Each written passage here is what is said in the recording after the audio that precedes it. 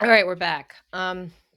So one of the many, many reasons that environmental law is complicated is that you also have state and local laws that apply, and you'll deal with them. We learned that federal government gets their power through the interstate commerce clause. Your state and local governments will get their power to regulate environmental activity through the police power. So that is the ability of a state and local government, state or local government, to make laws to protect the health, safety, and welfare of citizens. So they can regulate the use of land, our waterways, our roadways, and they can pass any environmental law that they want as long as it does not conflict with federal laws. So you'll notice that, maybe in a city they have higher gasoline prices because, and sometimes it's taxes, but it's also because they have like requirements for, maybe lower, what is it, ethylene or something. Um, and then local governments in some areas are taking more of an interest in these environmental impacts, and they are trying to increase public input on these LULU, locally undesirable land use decisions. Um, okay, so back to standing. Okay, so this is who may bring suits to enforce environmental laws, who has the rights to sue. So the Constitution starts talking about standing, and it limits the power of the federal courts to hear anything that it has to be a case and controversy. So you can't like file a lawsuit and say like, what if I do this? What are the repercussions? Okay, so no, that would be an advisory opinion. So that is not allowed in our federal courts. So for a party to have standing, they must have sufficient stake in the case to get a judicial resolution. Um, some environmental statutes have specific provisions for a person to go in and sue for a violation of an environmental law. They call that like, oh, it's a private attorney general. So if I think that the company or the factory that's next door to me is dumping in excess of their permit, I could bring a lawsuit and I'll be the private attorney general. But usually, to be a real litigant, you have to have this personal stake. So we saw in, what was that, Scenic Hudson, they had to be aggrieved. So the plaintiff, whoever is filing the suit, has to suffer an actual injury. And again, in Scenic Hudson, that would be the loss of the view, the trails, economic injury, things like that. And then the conduct of the proposed defendant, an agency, would be the one causing the injury. And the injury can be redressed, either compensated by money or prevented from happening by whatever the court is, what you're asking the court to do. Okay, so now here we go, Sierra Club. This is whether an organization has standing to sue. So those were citizens groups. This is like a specific organization. Sierra Club is an organization that encourages, hiking and outdoorsmanship and things like that. And they also like to file environmental lawsuits. But this one in Sierra Club, they hold against the Sierra Club. They say that, you don't have standing to sue, but it's because of it's really like the fault of their pleadings. They did not in their complaint allege injuries to the members of the Sierra Club. So that would have been enough. So they just really then have to amend their complaint, which they did. Okay, so a happy ending.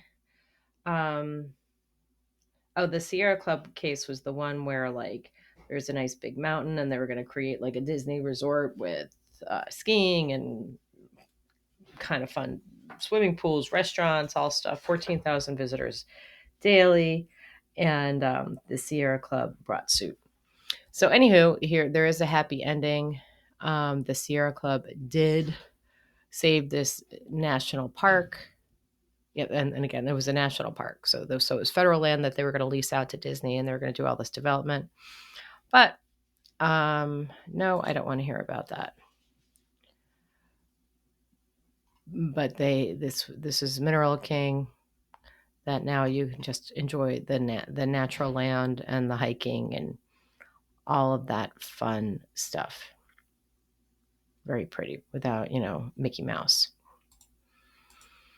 Um, and now again, a lot of these environmental statutes have specific sections allowing citizen groups to bring suit to question the activities of an administrative agency.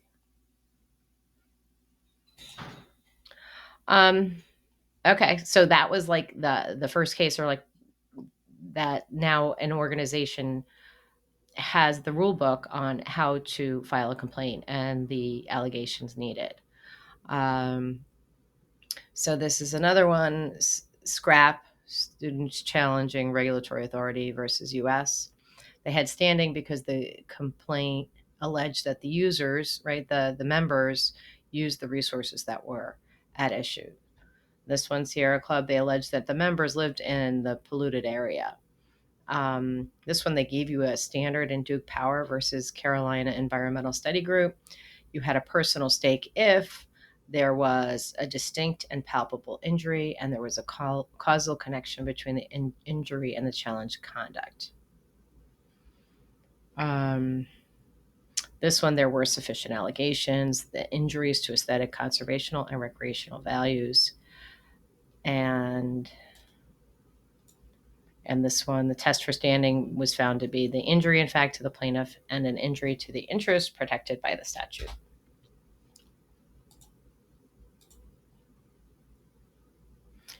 Other ones, there's some organizations that failed to establish standing. In Lujan versus Defenders of the Wildlife, the U.S. Supreme Court said that it could only show that there was no standing. There was only speculation about possible future injuries, so no injury in fact. And in the Sierra Club versus SCM court, it was a Clean Water Act case, and they also failed to show injury effect, in fact, to any member or of the organization who either had suffered or would suffer an injury. This case, the cetacean community versus Bush, is like my favorite case in the whole course. So they filed on behalf of the cetacean community, which are like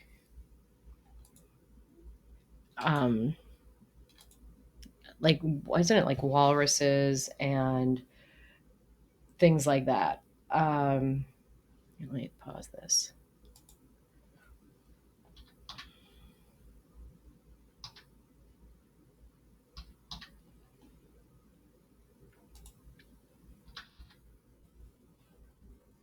Okay, whales, porpoises, and dolphins. Okay, those are your cetaceans, and they sued in their name, and for violations of the Endangered Species Act, NEPA, and the Marine Mammals Protection Act.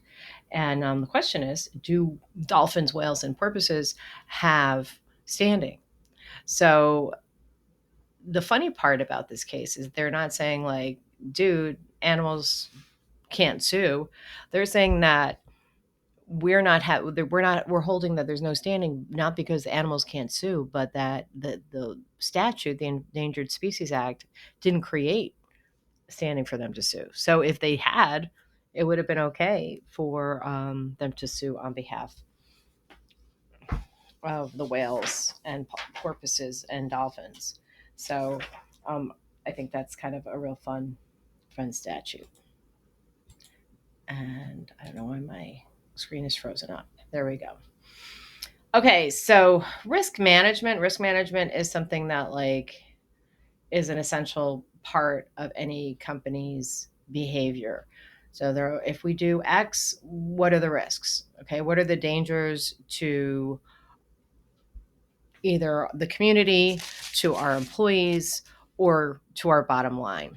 Okay, so anything that they're doing, they have to evaluate any risks that might affect the success of the entity's operations and minimize risks, but it's a risk benefit calculation. So if there are losses, they may reserve funds to compensate for them or buy insurance for that. And now it's not just any day-to-day risk. Environmental risks are part of this exercise. Um, so they say, question is, can we avoid environmental losses? I don't think so. I think that,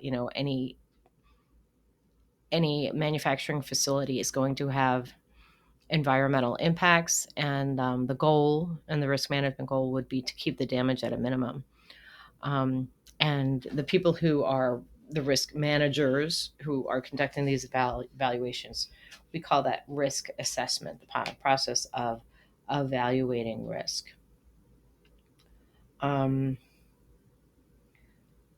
So if there is a release or some sort of environmental problem is identified, risk managers can help. They evaluate contractors. They identify what insurance or reserves that they have to pay for the cleanup, and they'll assist in the filing of the forms and any notification stuff. So risk management, risk assessment has now kind of become an integral part of environmental activities. Most of the laws that we're going to talk about have provisions to mitigate risk to either to human health and the environment, and to evaluate whether this activity is worth the risk to either human health or the environment.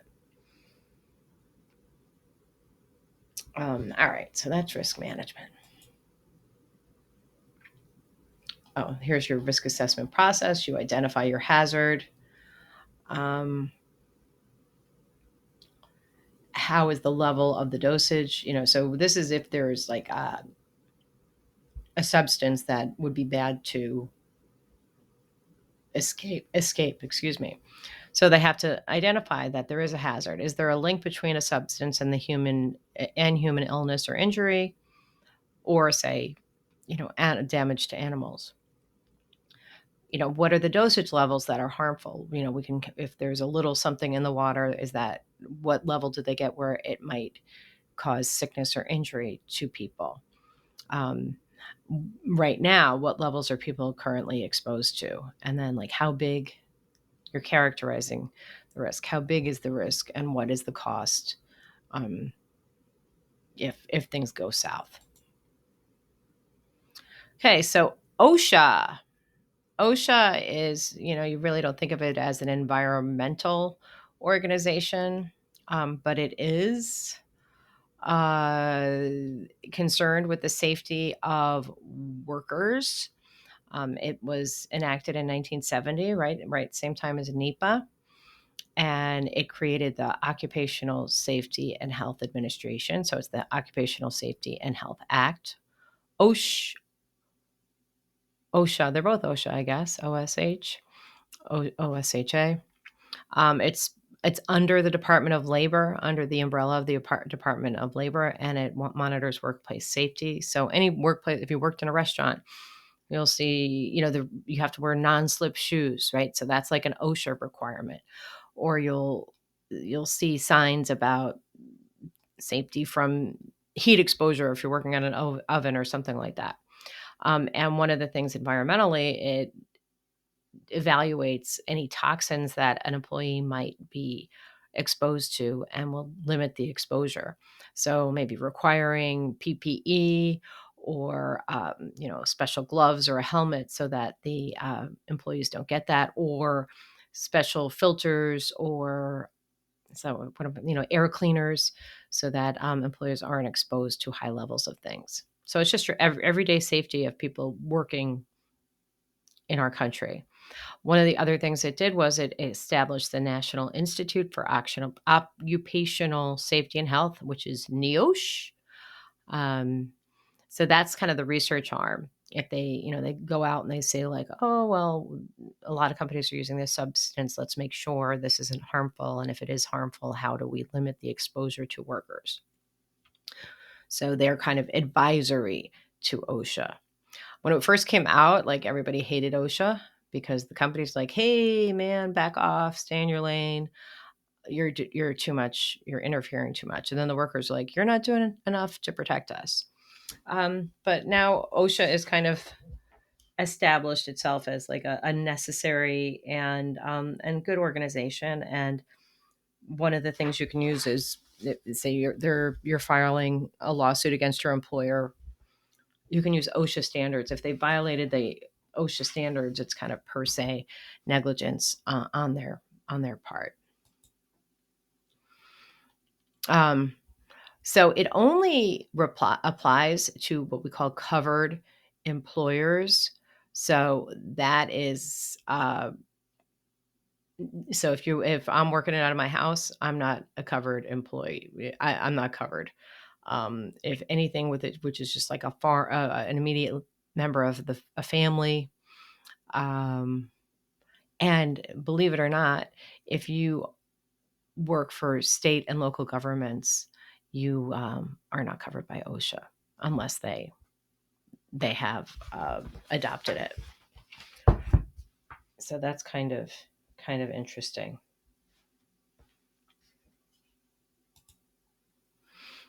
In this one case, 1980, Industrial Union Department, AFL-CIO versus the American Petroleum Institute. This was kind of an example of what should OSHA do, right? Who are they? How much should they interfere with industrial or with company activities? So they required OSHA to find unsafe workplace before creating a standard limiting exposure to benzene. So, like, the OSHA had the burden to say that the current industry standards were unsafe, and OSHA had to require the risk benefit analysis. So it wasn't like OSHA just kind of went in there and said, "Hey, this is risky. Um, you have to change your behavior." They would have to prove before they can institute standards that something was unsafe. So, in a recent example, not environmental, but like OSHA requiring,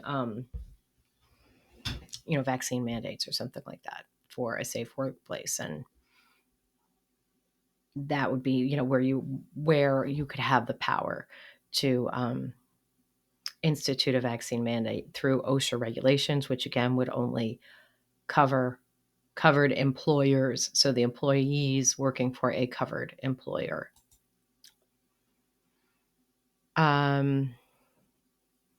So in this one, the OSHA standard imposed a maximum amount of a substance which someone may be exposed to.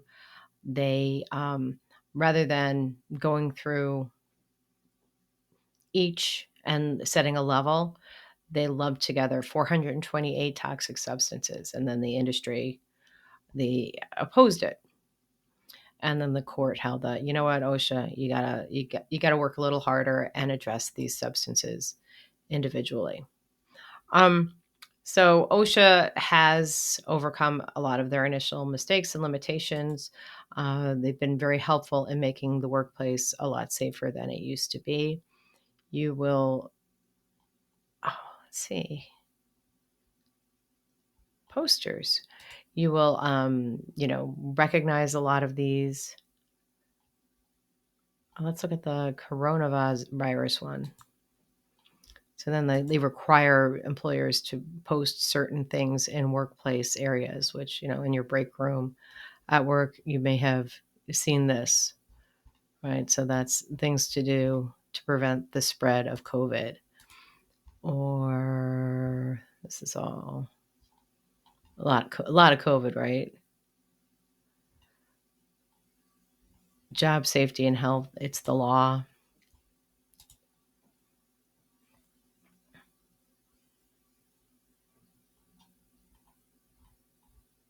Okay, so OSHA's alive and kicking and doing its best.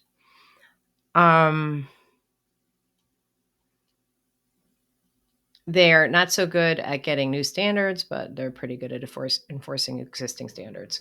So if our president wants to limit maybe use of certain greenhouse gases or something like that, they might use OSHA as a tool to talk about limiting exposure by employees, and then therefore they'll have to do that, and then you limit the amount of those greenhouse gases that are being produced. Um, just a little general on the Sierra Club at all. It's old, right? So it's not one of these newfangled or post 1970s organization. Um, but it was founded by John Muir. So John Muir is a naturalist. He was friends with Teddy Roosevelt. He liked nature and hiking, and he wanted nature to be protected for future generations. uh, they In 1892 the government wanted to reduce Yosemite lands. They defeated that. um, and then the Sierra Forest Reserve was created.